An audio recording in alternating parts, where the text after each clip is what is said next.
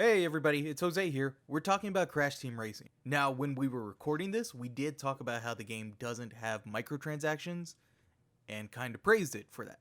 However, the day right after that, the news came out that Activision will be adding microtransactions. Therefore, just disregard that part when we're talking and praising it, but everything else about the game still stands. Alright, hope you enjoy.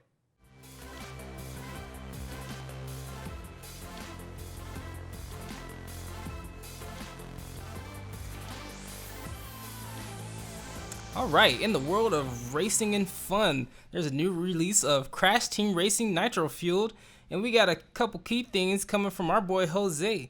You make that sound like I'm the racing expert. I'm obviously not. Like, I did a review of Gato Roboto, which you can check right here, right now. I'm more of like the indie platformer. Yeah, but it runs along You with make that. that sound like I'm down in the pits of the racing of Crash. Wait, you kind of earned it down the pits of the Crash Team Racing. What's going Nitro on down Fueled. there, Jose? Oh, well, nothing So but... Jose, back to you. What's going on in there's the racetrack? There's a couple of issues here. I see, there's a major crash on the track right now. Yep, he's just sticking his tongue at me and he's driving by. He just drove by. Yeah. He just threw a banana. There is no bananas in this one. Oh, man. Yeah, no. Well, we're going to get to the hard question after that. So yeah, I've been playing Crash Team Racing Nitro Fueled.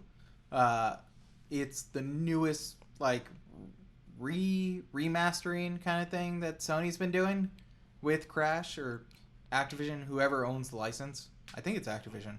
Should be Activision. Activision. They did the Crash remastered, and then someone else did Spyro remaster. I think that's still Activision.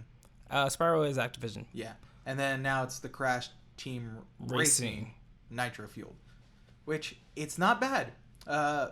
I've never played Crash Team Racing. Okay. But going in, I do listen to a lot of other podcasts and a lot of other reviews and stuff like that. So I had some idea of how the mechanics work. I will say this is not a game to just play as like on a game night kind of thing. Yeah. It's not Mario Kart like, oh, let's all play, Well, that was the bigger question I was going to get to at some point. Yeah, well, because here's the thing. Like, my first experience with it was I had downloaded for game night, which was an issue because I had two people who have not played Crash Team Racing with me, and they didn't really listen to it. And then when I wasn't like super into Crash, but every so often I heard stuff and I was like, okay, this sounds interesting enough that I'm gonna digitally buy it and try it out. Because the one thing that the main difference that Crash Team Racing Nitro Fueled has and Crash Team Racing has from like the other games is there's a drift mechanic.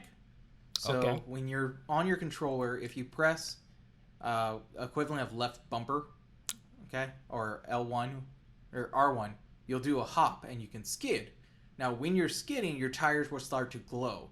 If you press the opposite trigger, so instead of R1, it's L1, it will count as a speed boost, and you can do that 3 times. So it's like you go in for a long drift, and then during the drift you'll see your tires glow, or there's a little bar that you can see at the bottom. That's a good mechanic to take from another good game. Yeah, you'll see the mechanic. What game is it from? Mario Kart. Is it from? No, because I don't think it's from Mario Kart. You can drift and boost. Well, no, I know that. You can drift, but the thing about Mario Kart drifting is the longer you drift, and I remember this from Sonic Team Racing as well, you want to go for a long drift. Because you can speed boost out of a drift on the newer Mario Kart 8. Yes, but this is a mechanic from old Crash Team Racing. Apparently, this was like redone for the new one. Because you can do it on the Super Nintendo version. I don't remember. But it's different because you're gonna hit it. But you couldn't drift the first game, because that doesn't make sense. No, you drifted in the first game. Like, the original had this mechanic, and they just tweaked it into this one. Into a nitro boost. No, it's always the same, but they just tweaked it so timing and stuff like that. So basically, there's 3 ways. You can see from the bottom of your screen, the bottom right-hand corner, there's always a meter there, and then you'll see your wheels glow golden. Nice. So if your character, if they get really gold, hit that right R1, and it'll count as towards the speed boost. But you want to stay in that drift. That's the difference. Like Sonic Team Racing is stay in the drift. The car will automatically do it for you, and then it'll just show colors. So you want to get out at blue, and it'll speed boost you out. This one is like you're gonna speed, and you're gonna have to hit win to do it, because if not, you won't get that speed boost. The other thing is you sometimes don't want to. This game is fast, my dude. I was gonna get there. How does it compare to Sonic? Well, that's Team the thing. Racing. If you don't learn how to use that speed boost correctly, you're gonna have a bad time. Because even like, and also there's a running joke I've seen on the internet where it's like, you think you're good at the game, and then you play online, and you get wrecked. Because there are people who can drift way better, who can take shortcuts, who know how to take shortcuts. There are some shortcuts where it's like you have to kind of find them. Well, if you're going to go out into the world of things, you got to realize that there's probably people who know the ins and outs of stuff by this point. Yeah. And when you're playing, it's also one of the few games when I'm playing Mario Kart or Sonic Team Racing, one thing I've noticed is the AI doesn't really fall off the track. They stay on track. They're just throwing stuff, and there's some behind you and stuff like that. When I'm playing, I have seen too good. I have seen, even in first place, I have seen like AIs just fall off the track, and it's like, oh, okay, they're just as much, like, oh, okay, they just fell off. I think that's a good mechanic to employ because a lot of, especially like you just said, the other racing games when you put them on difficulties, is like, no, this AI is literally a robot, and there's no way he's going to do stupid shit. Yeah, no. But that's the thing. You have to get used to the drifting mechanic because these tracks have sharp turns, and some have some pretty wide ones. If you open too wide, another racer, if they know how to brake correctly, they can just sneak in. And if you go too wide and or too sharp on some turns, you'll bump into the walls. Cool. They're really sharp turns. One of them is basically Nitro's castle, which, yeah, people could definitely be like, oh, that's just the Bowser level, but I feel like it's different a little bit. They have something like that in all the games. Yeah, that's something like in every game. Like, if there's not like an Eggman factory. Well, that's what I was going to ask. The wackiness of Crash Bandicoot, how does that play into the gameplay of the game? Small touches. There's not really anything like big during the racing. Like, there's nothing craziness. Like, Donkey Kong has bananas. They have your standard missiles, which act like your red shells for Mario Kart. You have bubbles that surround you as like a barrier kind of thing, but you can choose whether to shoot them forward or shoot them back. Can you put the Ooga Booga mask on and become invincible and kill people? Kind of like a star? Aku Aku or Uku Uku. Or I don't remember what the bad one is. But yeah, the Aku Aku will go around you, and it gives you a speed boost, and it's like the star as well. Nice. It's a lot of similarities, but it's also... I mean, you can't really get too far away from something that started that genre, but it's like, yeah. It's hard to do a kart racer and not have very similar ones because that's, it's how a kart racer is supposed to be. You're supposed to have something that gives you a speed boost. It's like making a fighter and trying not to fight. Yeah, the green shells for in Nitro Racing are basically giant bombs, but the thing about the bombs is you'll throw them and they'll go forward, but you can explode them at any moment. So if you think you might be close enough to do like explosion damage, you can just get it right next and then pop them. But when I was playing with people who did not know how this game worked, it was just a really bad time for them and they did not want to play. But just the other night, I want to say like 4 nights ago or something like that, I was playing with a friend who did play Crash Team Racing, and it was just competitive, like one of those like we both do that thing where you're on the leaning back and then you just go forward and you're like everything's about like it's that scene in Millionaire when the lights go down kind of thing. Stuff is about to get real, my dude. So that means it's not a very good, say, beginner-based game to get into, but if you know a couple mechanics and stuff, it'd be a very good competitive racing game and get you. Yeah, if you go through the adventure mode, if you already have it yourself, that you'll learn via the adventure mode of how everything works and stuff because they do teach you. Yeah. But if you not played this before or not played through the adventure mode or anything like that, it is going to be difficult because you're also going to know how the tracks work and how the karts feel and stuff like that because there's different stats for different characters between mediums, people that have high acceleration and low speed, people that have low acceleration, high speed. So it looks, it's one of those games kind of looks approachable, but it would take a little bit of skill. Yeah, it does. It definitely does. There's also, you don't get everything by... So you remember how, like, in the recent Mario Kart, you would get certain characters, like, at random, kind of? Yes. Yeah. This one is not doing that. What this one does in order to get new characters is a coin system. So you race through adventure, and I see your face right now. It's not what you think. because I was talking with my best friend about this. Microtransaction, is it? No, it's not. And you can't purchase coins. It's not. No, you cannot purchase them. So you'll play through the adventure mode and you'll get coins, and you'll play co-op, you'll get coins. For every race you do, you get coins. Here's the thing. You don't get that many coins through the adventure and co-op and land-based. You have to go online. You have to play online. And even online, even if you suck or get just like 5th place, you still get maybe twice as many coins. That's where Activision wants you to be, playing online, and gives you the most coins. They want you to go play with people. It's one of those other, once again, forced online mechanics. Kind of. Some people don't like, because some cases you don't want to suck and you don't want to be that bad, so you don't want to go online and realize how terrible you are to try to get new things. Yeah. So you would go into the store, and the store refreshes every day, and it has like skins, characters, paints for your cars, flags, decals, new characters as well.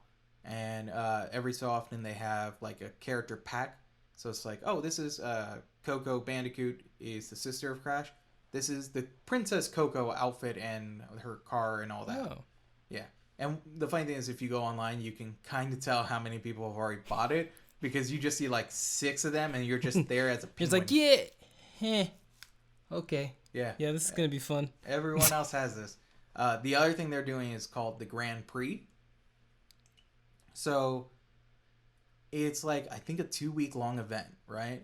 And it's not like you only get exclusive or stuff like that, but okay. They want you to come back to the game every day for this Grand Prix, because it gives you this a new currency called nitrous oxide, and you get this for different things you do, like just playing a race in story mode, or playing an adventure, playing a lap and getting first, or certain challenges and stuff like that. You have like weekly and daily challenges and stuff like that, and premium challenges like capture the flag style, and it's just to play all these different modes and try to figure out how you do it. And the more you do, the more nitrous oxide you get, and then you unlock stuff via there. The last one they had was like the models of Crash Bandicoot, like model characters, like they're not like the 3D animation models, but they're like models. In-game models? No. They're like the models of like that give you the trophy. Oh. Yeah. Okay. From, I think, the other games, I believe. I could be wrong. That's but cool. They do also have Crash's other girlfriend. I can't remember what her name is, but that was one of the characters you could unlock. I forgot her name. Yeah, it's from Crash 1. I don't know what she looks like, but I forgot her name. Tall one, yeah. And right now they're putting a new one out where you can get Baby Crash, Baby Coco, and a T-Rex. You can't say they're not delivering content. I think, I can't remember what the name was, but it was like Tiny Sar or something like that. It's called Nitro Back in Time is the new one. Tiny Sar. I could be wrong. I'm probably am. It's like it's a small T-Rex. Baby T, I think. Yeah, Baby T. Oh. Just like a tiny T-Rex with this. But yeah. And the story mode's fine. One other thing I want to say, though, is the game is harder on normal mode than I expected.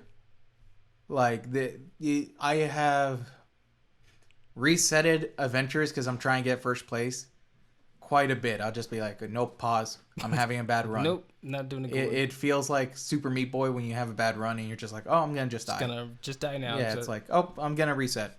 It's good. It kept a level of difficulty with it, though. Yeah, a lot of people complain about the normal difficulty, though.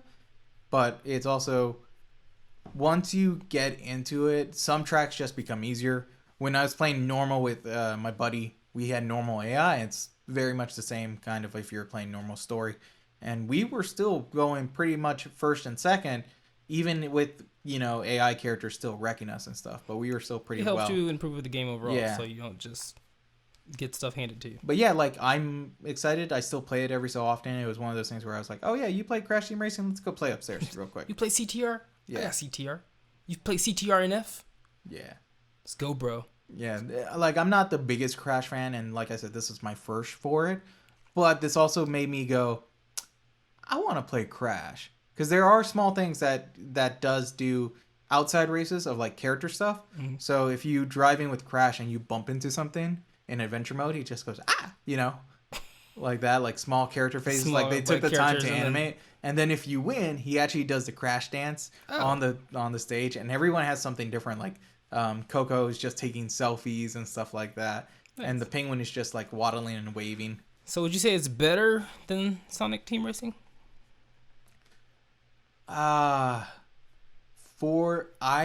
feel like it's more. I don't want to say it's better, but it's a bit more engaging because of that drifting. You're actually having to use it and how the power-ups work and try and find shortcuts, which sometimes they don't feel like shortcuts because it's like, oh, I'll just go over this terrain and it's like rocks and it's like, my cart's so slow. How is this a shortcut? I slow down. How's this a shortcut? Yep. And then you just land on like the other side and like you're in first or second.